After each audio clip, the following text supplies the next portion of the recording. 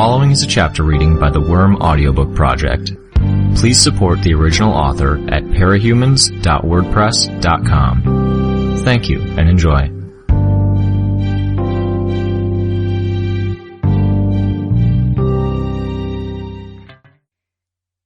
The television screen went dark. Transmission over. Damage done. Well, Tattletale said, funny thing is, that was only the second worst thing she could have done to screw us over. That's so? Asked one male cape I couldn't identify. Oh yeah. I was worried she'd disappear for a few days or weeks, leave us to go looking for help. Then we'd look crazy when she didn't show, and whatever concessions we'd made to get you on board would cost us. Like how you've got us in custody right now. Either she's not as smart as ballistic implied, or she's feeling some kind of pressure. I'd lay odds she's losing her inner struggle for self-control. Someone slammed his hand down on the end of the table, interrupting her. I sent Bugs in that direction to identify the speaker. Does it fucking matter? My Bugs traced his armor. Assault. It matters, Miss Militia said. This monster killed one of the good guys, one of our best. We let it slide when the Undersiders took Shadowstalker. We accepted it when the 9 got to Glory Girl and Panacea. When they killed Battery. We let the Undersiders take the Director, and they have taken the man who's replacing her. Are we really going to ignore the most obvious option here? You're saying you want to turn the Undersiders in? They broke the code. They'll break it again. And now we're effectively on trial, Tattletale said, when we should be hunting her down. Which may be exactly what she wanted, Gru added. You may be giving her too much credit, someone said. I was having trouble keeping track of who was talking. There were too many people in the room, and gathering more bugs would potentially give someone cause to think I was massing a swarm in anticipation of a fight. Not to say I wasn't. I'd been collecting a swarm, hiding them in shadows and beneath cars. I drew them closer to the building, as surreptitiously as possible. It was strange to have more awareness of the world beyond the local PRT headquarters than I had of the room I was currently in. Did you miss the part where there were 6 Vistas? Tattletale asked. She's a pain to deal with, trust me. If anything, you're underestimating Noelle. I'm forced to agree. Let's not underestimate any opponent, Miss Militia said. I'm going to put in my recommendation right here, with full knowledge that there are several people present who outrank me, and I will extend my full cooperation if they should decide on a different route. I think we should put old issues aside and accept any assistance the Undersiders are willing to offer. With what happened with Vista, it's all too apparent how the situation could get out of control, with each of us fighting friends. She paused and nobody cut in. Miss Militia continued. We treat this situation as we would an Endbringer attack. Our side is smaller than we might hope for, but our enemy is more vulnerable. She looked to one man, and I realized she was checking with the deputy director, her superior, so to speak. He offered a single nod. I agree, Triumph said. My bugs were still on him from earlier. But we need you on board, Assault. Assault was standing, hands still on the table. He didn't respond. We can't get the Undersiders on board, if they're wondering if we'll backstab them, Triumph said calm. He wasn't someone I'd anticipated as an ally here. You mean like they backstabbed us during the Leviathan attack?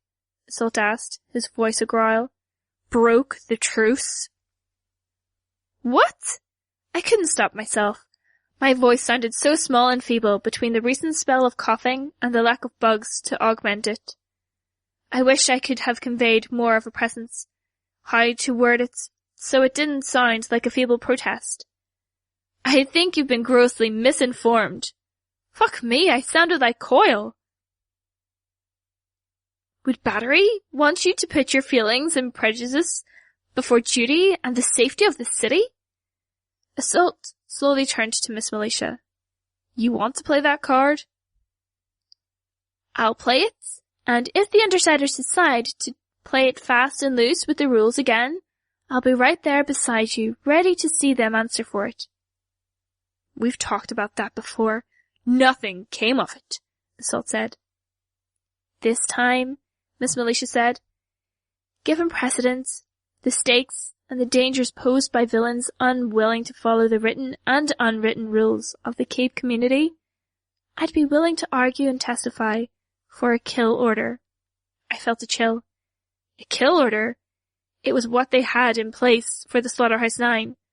No holds barred. Official heroes would be allowed to shoot us on sight. Any villain or vigilante that came after us would be allowed to go free, with only a brief questioning for the paperwork after killing one of us. To top it off, anyone would be able to donate or post amounts for our heads. Amounts would be added to running totals. We'd be winning jackpots for any bounty hunter or assassin looking for a big score. I wondered if any of Coil's wealthier investors or contacts would hold a grudge. There were any number of arguments against her statement. Beach done good. Even Clockblocker had been willing to argue that the calls I'd made weren't entirely without merit. I could have pointed out that any number of people in my territory would argue I was a force for good, and that it was ludicrous that we were the ones being held to this standard, when they'd been at fault for Armsmaster's breaking of the truce. Armsmaster, who had gone free because of hero prerogative. But that same bias meant things had been twisted around, and apparently popular sentiment held us at fault for the breaking of the truce. It was an unpleasant surprise. Hell, to give us the one last chance line, with a situation where there was every possibility of friendly fire, it was tying our hands, putting us at mortal risk one way or another. I'm willing to accept that, I said, suppressing every argument and every bit of indignation I was feeling. I looked in the general direction of my teammates. If my team is. You're the boss, Tattletale said. She was quick enough in the draw that I suspected there was a reason she'd said it. Yeah, Gru said. My bugs caught Imp and Regent nodding. Rachel's response was last. Whatever. Well then, Tattletale said, now that that's settled, in the spirit of being allies, I have some good news. News? One of the unfamiliar capes asked. A woman with a deeper voice. Good news? Oh, it's terrible news, Tattletale said. Noelle's lying. About what? Miss Militia asked. About Vista being dead. That's terrible news. Is she in danger? Triumph asked. I sensed him leaning forward to get a better view of Tattletale, past the crush of bodies at the end of the room. No, I can't say how Vista's doing because I don't know the specifics on Noelle's power, but she was trying to mislead us, talking about how she'd used us up. Too much stress on it. If she'd only said it the first time, I'd be more inclined to think it was part of her stream of consciousness. But then she hammered it in, used it to threaten us. It felt forced. Didn't ring true. Can we believe her? This, from another unfamiliar cape. A man. It was apparently directed at Miss Militia. She's frequently correct, Miss Militia said. Vista's alive, and Noelle's trying to keep that secret? What's so terrible about it? Triumph asked. Because it means she's capable of producing more clones. She's capable of keeping Vista captive somewhere, continually producing agents to sow destruction and apply the kind of pressure she was talking about. And she's lucid enough to recognize that fact. How the hell do you keep Vista captive? People, Tattletale said. Then let's wrap this up fast. Essential details only, Miss Militia said. Any objection to me taking point? Adolian's not usually comfortable with it, and I'm the ranking power human in Brockton Bay. There was no dissent. Then, we're splitting up into teams. Stick with the teams you arrived with. Best to fight alongside people you know. Standard stranger countermeasures are in effect with the clones. I'll assume they retain the memories of the original, based on what she said about the clone going after Vista's family. They do. Tattletale said. Then we're restricted to visual ID checks only. No passwords. I already got in contact with Dragon. She's on a mission and will only deploy here if it's absolutely essential. I caught a sigh from Tattletale. But she's set the armbands up for the coming conflict. They'll display a green screen up until you remove them, and the screens will flash and identify other armband wearers at a range of 50 meters. Be vigilant. Keep track of every one of your teammates. Maintain a visual. No splitting up. Chevalier, take your team. Follow after my wards. If she can detect capes, we'll need to assign her a thinker classification, and we'll need to assume that any isolated groups are at risk. Undersiders, take Mydrin's wards and pursue Fletchett and Parian. Ensure they aren't intercepted. The rest of us will track down Noelle. Any indications about her location from the video? Yes, but there's no point, Tattletale said. You know her location? I know her location as of the time of the call, but she'll be moving already. Where? The West End, by the mountains. She went from just east to downtown to the West End? Miss Militia asked. I'd stake money on it, but again, it's no use. It doesn't make sense in terms of timeline, someone said. He sounded slightly nasal. The distance covered. Think about it, Tattletale said.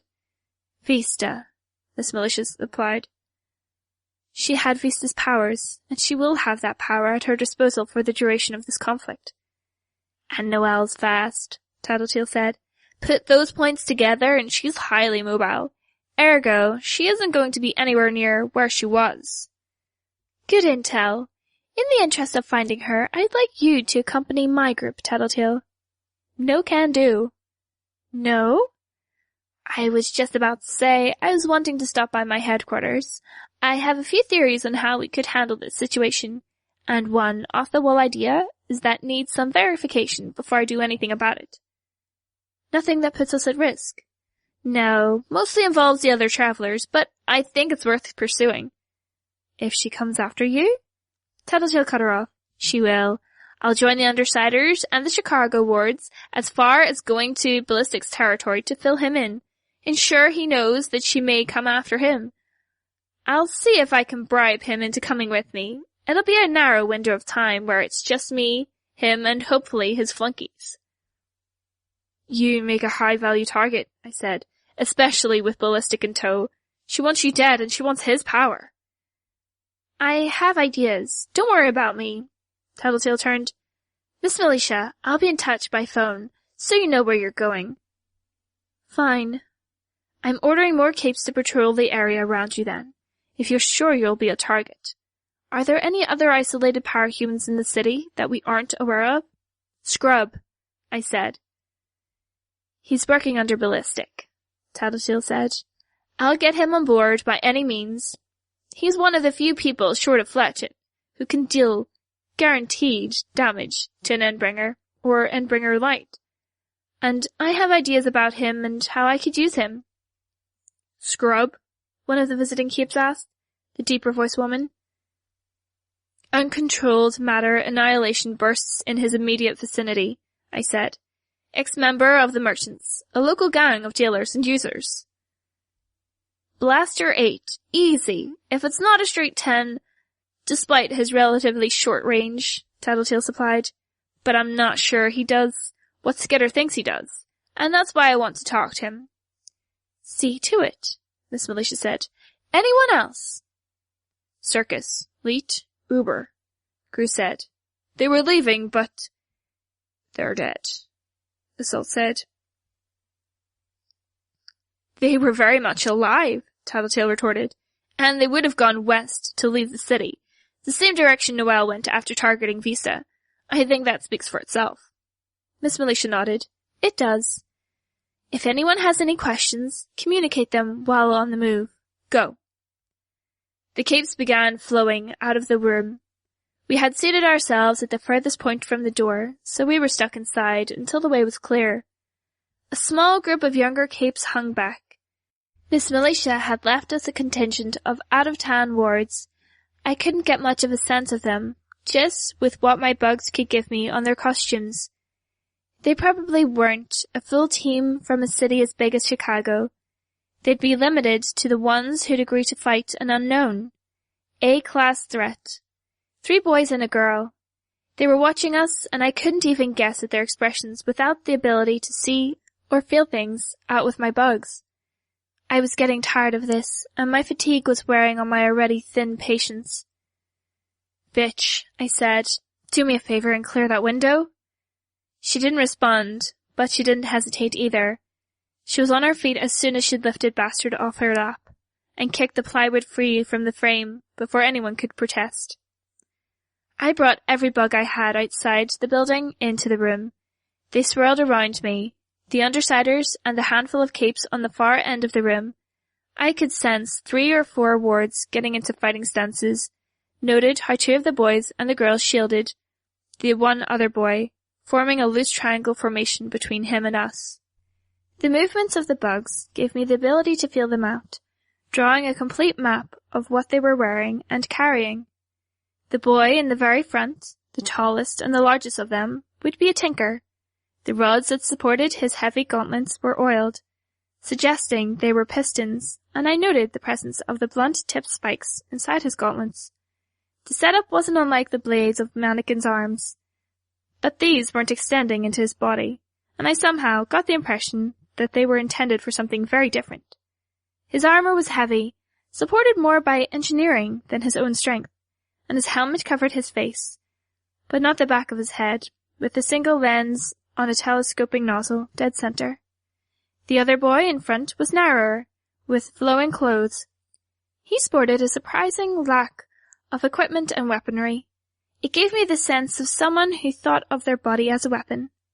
The girl was similar, but I did note that her gloves were reinforced for striking, a framework of some sort of metal, with rivet-like bumps over each knuckle, each etched with fine design I could make out, a metal filigree feathers at the edge. She had padding with a similar design and near-identical feathers. The one in the back wasn't in a fighting stance. He stood with his legs together, heels touching, back straight, one palm extended towards us. He wore a mask that covered one eye and put an oversized lens in front of the other, with spikes radiating from it with like the rays of the sun. His costume was a very lightweight covering of layered and interlocking metal plates, more stylized than functional, but there was a coat-tail length of cloth extending behind the back, hanging to his knees. I was careful in how I condensed the bugs around me. I kept my team obscured as I pulled the bugs away from the 4 wards, leaving enough bugs on them that I could comfortably follow their movements. They hadn't been stung or bitten, and they didn't have a clear shot as the bugs moved away from them. It meant, at least, that they'd get a chance to realize they weren't under attack. The bugs filled the necessary pockets of my costume, then carpeted the exterior, including my mask. They connected to the ends of my hair and moved beneath it, giving it more volume and helping it to come alive again. The ends moving in the absence of wind. Where I had excess, they trailed several feet behind me like the hem of a royal gown. "That's better," I said, augmenting my voice a touch. "It is." It felt more centered, more secure and confident with the bugs close. I'd just alarmed the people we'd been working with, but a small show of power would help ensure we got respect and cooperation. "Your names and powers?" Tattletale asked the Chicago wards. She gestured toward the door, and we started walking briskly toward the exit. "Tecton," said the power armor wearer. He had to raise his voice to be heard over his heavy footfalls and the rattle of furniture around him. He indicated the boy to his right, then the girl. "This is Wanton and Grace. Our ranged attacker here is Raymancer." "Isn't Wonton a type of noodle?" Regent asked. "And Raymancer?" Imp asked. "They're really running out of stuff to call superheroes." "Play nice," Greer warned. "Yeah," Tattletale said. "A wonton is a kind of dumpling, not a noodle. Get it right." "Wanton," Tecton said, stressing the pronunciation, "is a breaker stranger, class cape. He can turn into a localized telekinetic storm. Raymancer is our long-range fighter. The three of us are more close combat types, but Raymancer manages to make it work. Grace is a martial artist. She got a power spread, faster perception of time, enhanced agility, and a striker-class enhancement for select body parts at a time, invulnerability to both powers and general harm, as well as increased effect on contact. And you, Tinker? Guru said. Tinker and Thinker both. Architecture and geology sense. Armor lets me ground kinetic energy like you might do with electricity. These are pile driver gauntlets. He patted one gauntlet, for creating fissures, generating localized earthquakes and other controlled demolition.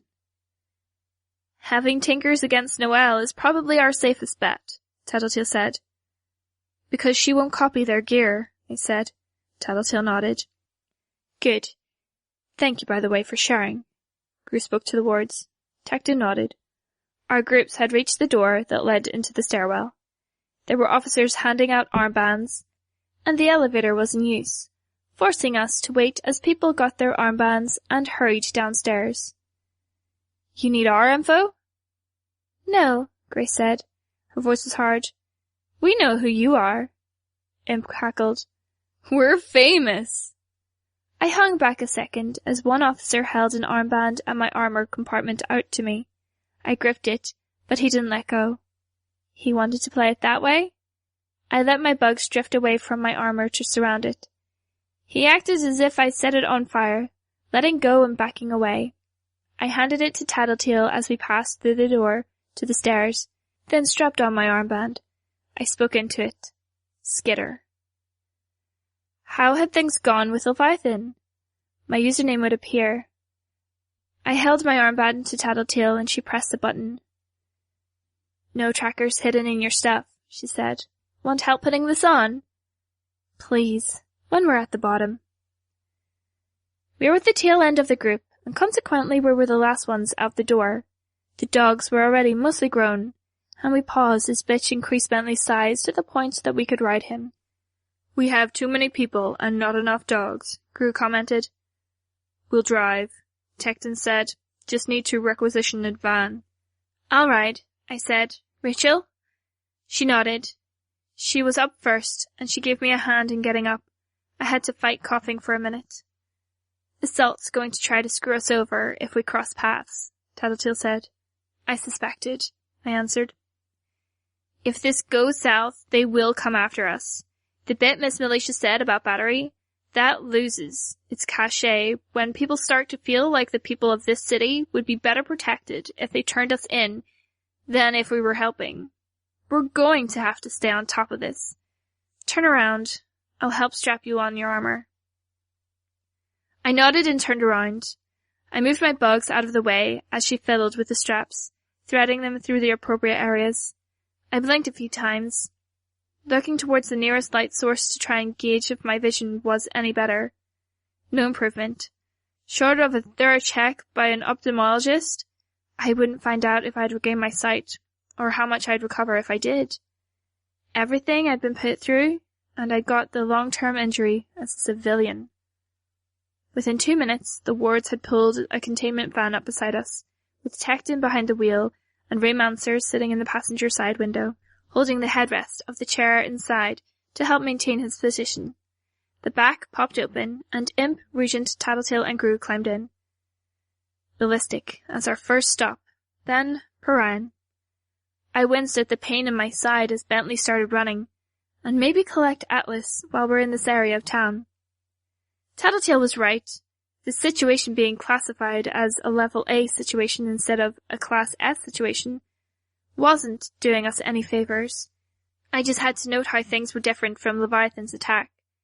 There were no air raid sirens. People weren't being evacuated. Helicopters flew overhead. I could hear them, even if my bugs didn't reach that high. I knew Miss Militia had assigned us capes for the inevitable event of Noelle sniffing us out and coming after us. I didn't sense them on the ground, so I could only assume they were in the air. Was it better that people weren't being evacuated? They weren't on the streets. in the line of fire if the Psycho Vistas or Noelle came after them. It meant we didn't need to deal with unpowered clones. But it also meant that there were that many more people here if things went south. There was a potential kill order on our heads, and there were innumerable heroes in the city who had reason to throw us to the wolves, or to Noelle, if they thought the situation called for it. The stakes were higher, and there was a lot more room to fail. Noelle just needed one lucky maneuver to go from Class A to Class S threat in moments, and we weren't getting half the backup this situation deserved. Not to mention that I was worn out. Physically, emotionally. I felt like I'd been pushed to the limit, wrung out and then pushed to the limit all over again. And that was just dealing with Coil and rescuing Dinah in the past 24 hours. If I got into the past few months, or how the very way I thought had changed, I felt a touch dizzy just thinking about it. No, it wasn't dizziness. My surroundings were off kilter. The buildings around us and ahead of us were stretching and shifting en masse. Trouble, I informed Bitch. I used my bugs to notify the others in the containment van. Vistas. I had to sweep my bugs over the area before I could find any of them. One was perched on a rooftop, one block ahead. She wasn't in costume. It had been dumb of me to expect them to be in costume. I hadn't even considered it, but Noelle wouldn't spit out anything but the people themselves. The bugs noted the hardness of her face, more like a mask than flesh, her angular, most artificial chin, and the thin hair on top of her head. The others, too many places to check. I found another, 3 blocks over, making a beeline towards us. Noelle had ordered them to space out, to catch us if we crossed her perimeter. Bastard yelped to my left, skidded to a stop. Rachel seemed to read something in his response because she pulled Bentley to a hard left, veering straight into the van's path. Was she going to hit it? I had to adjust my grip, lifting my leg out of the way before she could follow through and have Bentley body-check the vehicle. I sensed Raymancer dropping from the window to his seat as the dog hit, only an inch away from serious injury. The van turned and skidded to a stop, and I fell, rolling. A block ahead of us, a building toppled. I ducked my head low and covered it as dust and debris rolled over us, as a thick cloud. The building wouldn't have hit us, but the debris and dust might have left us incapacitated long enough for the Vistas to act. We'd ground to a halt, and sure enough, the pseudo Vista on the rooftop was slowly starting to work on the buildings around us, thinning walls and twisting supports. She was spreading out the work and laying the groundwork for future collapses, I realized. The second Psycho Vista, busy trying to close the distance by folding the space between us and her and stepping across the shortened distance, was raising the street between 2 buildings, creating a steep incline that even Bitch's dogs would struggle to climb, cutting off one avenue of retreat. And I was aware of a third one, the tall Vista Gru had described. She stretched like taffy, her bones curving to the point that each one was more crescent than straight. Narrow, so thin it felt like she'd break, with a face twisted into a perpetual distorted scream. She was picking her way through the rubble of the fallen building. Her power was twisting the largest pieces of rubble around her until they were wisps, chunks of concrete slowly corkscrewing in space until they were nothing more than dust. 3 of them. And Noelle nowhere to be seen, not in my power's range of 4-ish city blocks. She'd be going for the others, for Ballistic or Parian. These troops were only to slow us down. Buy her time to make another move, find another set of powers. Fuck me. Noelle was employing the same basic tactics I did, sensing the opposition, strategically deploying the offensive troops, acting as the heavy hitter and the problem solver in the center of the chaos her minions generated, working towards complementary or wholly different goals than the swarm. Worse, she was better at it than I was. She was faster, her senses reached further, and the individual at the center of her army was a nightmarish force unto herself. We couldn't afford to get caught fighting. Not while Noelle hit our other allies. Still flat on the ground, I choked back the next spell of coughs and touched the button on my armband. We need reinforcements. Fast.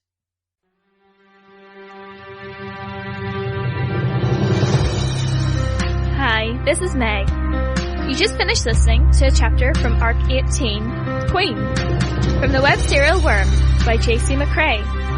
This production is brought to you by the Worm Audiobook Project. If you would like to know more about us or to volunteer your own services, please check us out at audioworm.rain-online.org. You can download or listen to every chapter directly from our site, or you can find us on iTunes or any podcast app under Worm Audiobook. Thank you for listening.